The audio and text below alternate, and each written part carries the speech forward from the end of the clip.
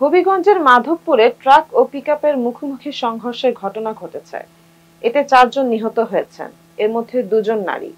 হবিগঞ্জ জেলা প্রতিনিধি এ কে কাউসার আইটিভি বাংলাকে জানিয়েছেন, বৃহস্পতিবার 17 এপ্রিল দিবাগত রাত 2টার দিকে উপজেলার বাখরনখর নামক এলাকায় এই দুর্ঘটনা ঘটে। এই দুর্ঘটনায় অন্তত আরো 5 জন আহত হয়েছেন। প্রত্যক্ষদর্শী ও পুলিশ সূত্রে জানা গেছে, উপজেলার বাখরনখর এলাকায় এই দুর্ঘটনা ঘটেছে।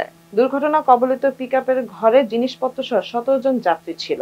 দুর্ঘটনায় 4 জন নিহতের পাশাপাশি আহত হয়েছেন আরো 5 জন। তাৎক্ষণিকভাবে তাদের উদ্ধার করে স্থানীয় হাসপাতালে নেওয়া হয়েছে। এদের মধ্যে নিহতদের মরদেহ হবিগঞ্জ উপজেলা হাসপাতালে রাখা হয়েছে। দুর্ঘটনা কবলিত ট্রাক ও পিকআপ পুলিশ হেফাজতে রয়েছে। দুর্ঘটনার বিষয়টি নিশ্চিত করে মাধবপুর থানার ভারপ্রাপ্ত কর্মকর্তা ওসি আব্দুল্লাহ আল মামুন বলেন, ট্রাক ও পিকআপ মুখোমুখি সংঘর্ষে 4 জন নিহত হয়েছেন। পিকআপের 17 জন যাত্রী ছিল। দুর্ঘটনায় আরো 5 জন আহত হয়েছে। নিহত ও আহতদের পরিচয় নিশ্চিতে কাজ করছে পুলিশ। মুনমুন আমিন, আইটিভি বাংলা।